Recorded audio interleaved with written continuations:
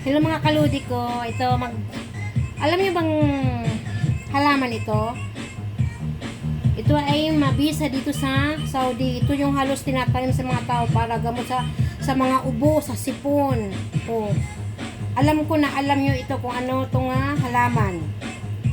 Kung alam niyo ito guys, mag-comment na lang guys. Alam ko marami sa inyo na may alam nito. Ngayon, itatanim dito sa, hindi nyo ba alam na ito ay nakababad? Tinapon to sa basura, pinulot ko lang para magtanim para sa gamot. Kasi minsan sinisipon ako, inuubo ako. Ito, talagang kinuha ko sa basurahan yan. Ngayon, dati lantoy pa ito guys. Ngayon, binabad ko sa tubig dito sa baso kasi wala pa akong oras magtanim. Kaya ngayon, buhay na buhay pa siya. Kaya sabi ko, I think God, buhay pa yung halaman ko. Kasi ito ay talagang importante sa mga nagtatrabaho dito dahil nga kahit may sakit, nagtatrabaho pa rin. Walang excuses dito guys pagdating sa mga Arabo, sa mga Arabiana. Basta mag-work ka, work. Wala siyang pakialam kung may sakit ka o wala. Basta mag-work ka lang. Kaya ito, napaka-importante guys. Nakailang inom na ako nito guys. Nangihingi ako sa mga kapitbahay.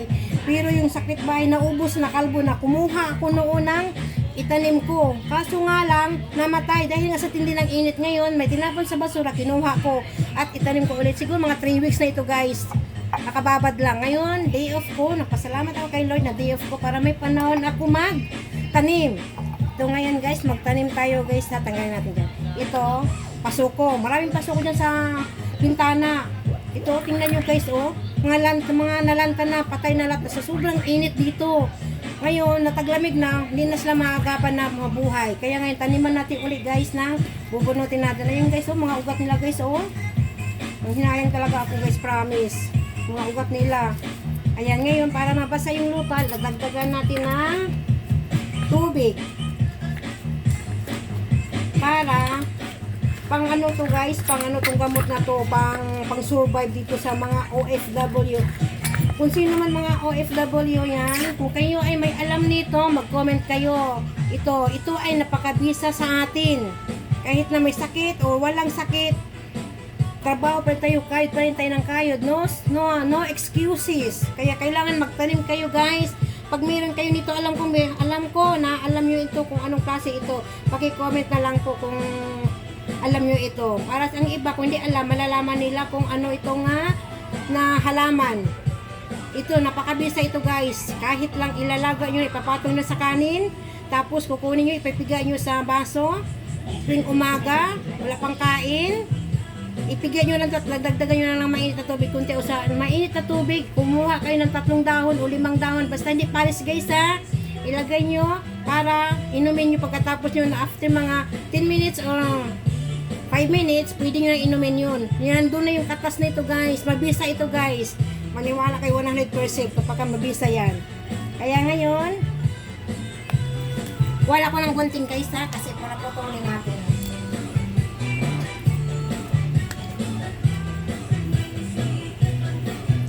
Ito guys, puputulin natin ha. Ito, dito. Ayan, nakita nyo, sa linsing na yan guys. Buhay na siya guys, oh. Ayan, oh, tingnan nyo. Ang dami sa linsing. Yung mga ano pa, pasensya na, Tagalog ng salita pa, Tagalog, English, o Bisaya, o Ilonggo, basta yun na yun. Intindihan nyo na yun. So, magtanim na tayo guys. Pasalamat talaga ako na hindi sila matay guys. Alam ko na, alam sa inyo mga karamihan. O mayroon nang hindi nakakilala niyan. O may nakakilala, mag-comment po kayo. Parang iba na hindi nakakilala nitong halaman na to, malalaman nila. At kung mayroon man sila makakita nito o mayroon sa kapitbahay, makahingi po sila. Napaka-importante po talaga ito guys.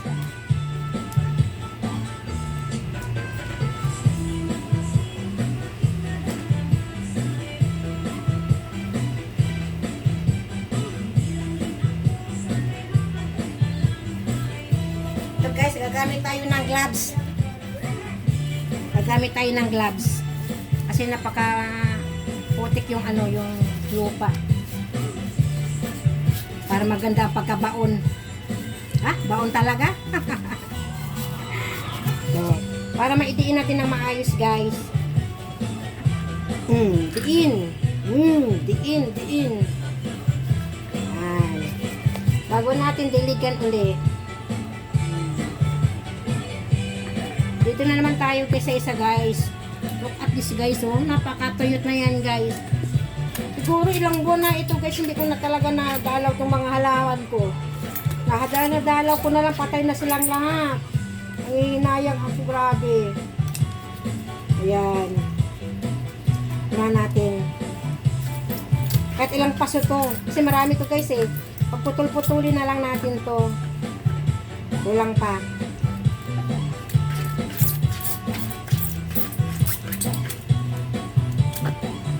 Ito.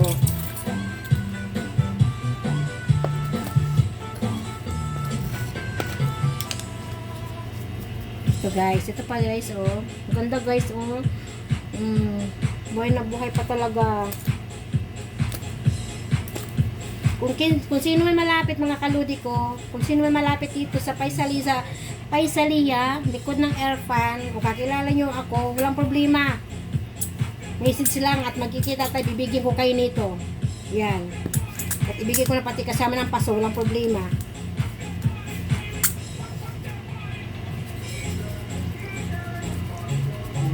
Tapos na.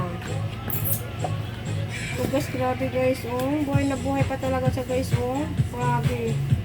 Ayan, oh. Ugat niya, ugat. Kaso nang hinayang ako sa sobrang tindi talaga ng init, hindi talaga na mabubuhay talaga.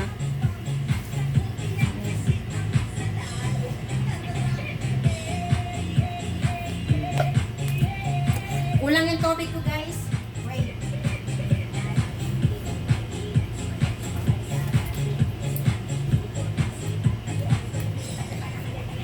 Guys, hindi ako pwedeng kumuha dun sa gripo ng tubig. Alam niyo kung bakit? Mainit yung tubig dito. Tindi ng init. Kahit gabi, mainit pa yung tubig. Kaya, very special water nilalagay ko. Kasi nga, para hindi mainit yung lupa. Para matubo siya, hindi siya mamamatay. Kaya nga minsan namamatay yung tubig dito. O yung halaman ko kasi ang tubig, mainit pa.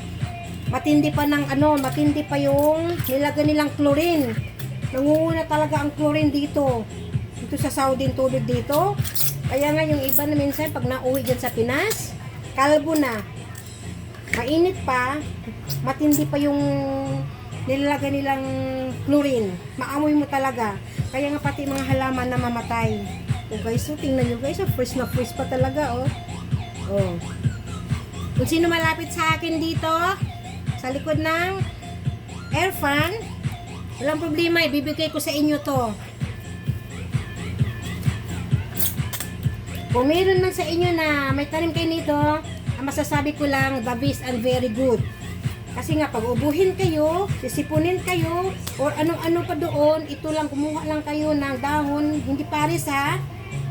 Yung Lunes, 3, 5, 2, o ibabaon natin para talagang sulit yung tanim at mabubuhay. O diligan natin ulit. Kailan ako guys? Kulang pa yan, di ba? Ito, mabubuhay pa kaya ito guys? Ito, mabubuhay pa kaya ito? Inutol ko eh. Wait lang guys, buha pa ako.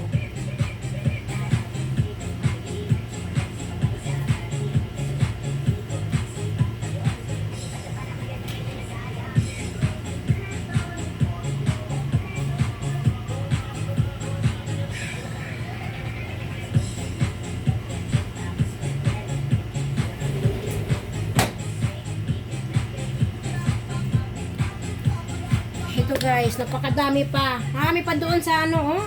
Mga patay lahat oh. Oh. Ito pa, mga wala na. Natunaw na mismo sa init. Tapos kung naawa na lang ako sa mga halaman ko.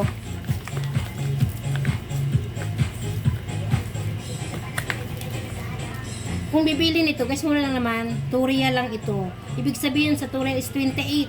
Or 15 o 30. Kung 15 mahigit ang value ngayon sa 1 real is 15 mahigit, ito ay mga nasa 40 lang. Ito, nga ito, ang iba binibigay, ang iba binibili ko guys.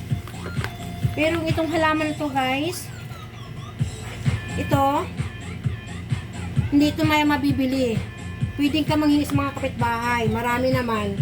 Ang iba naman mga kababayan natin dito, hindi naman sa madamo. Pag manghingi, kaso nga lang, hindi kanila tanim eh. Caretaker sa building yung nagmamay-ari nito. Dagdagan natin po na. Kulang pa nga guys.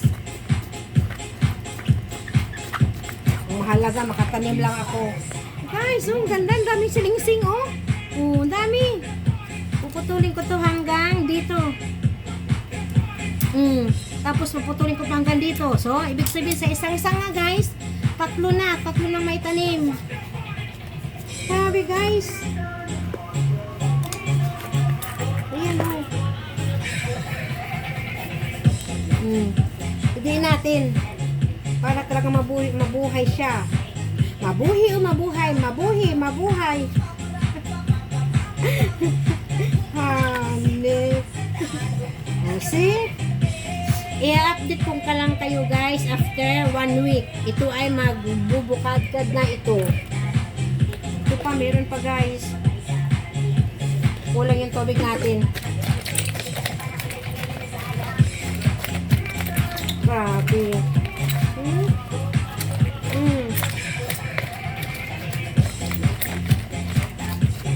Grabe guys.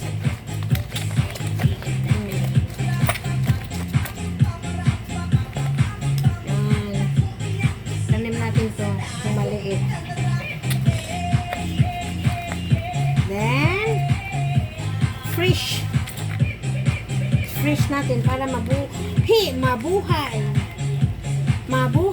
ang mga OFW. Laban lang tayo mga kaluds, kasisi, mga OFW, mga kababayan ko.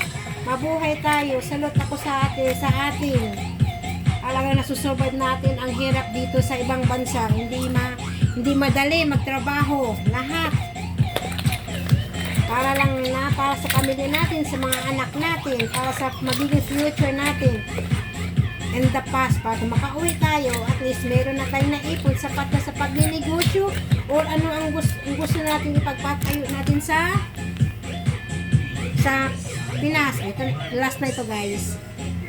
Last na ito. Ang ganda, ang dami silingsing.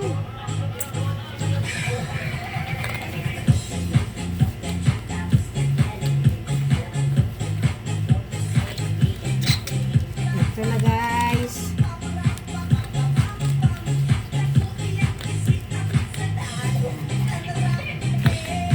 O, papakita ko sa inyo guys.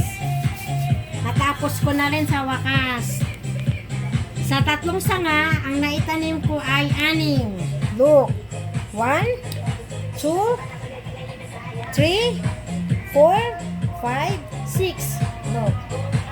Okay lang yan, madumi yung sahi guys. Madali lang linisin. Ang importante, maitanim natin para may gamot tayo na pag mabuhay, pag malago na itong dadahon, makapaglaga tayo.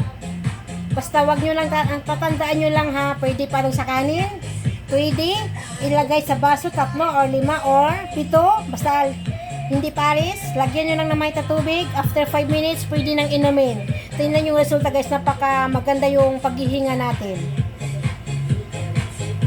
Oh, huwag yung kalimutan ibahagi sa iba guys, para pag makita nila ito, kung yung nakakilala nito or hindi, para maalam nila at magawa rin nila sa kalusugan nila guys. Thanks for watching!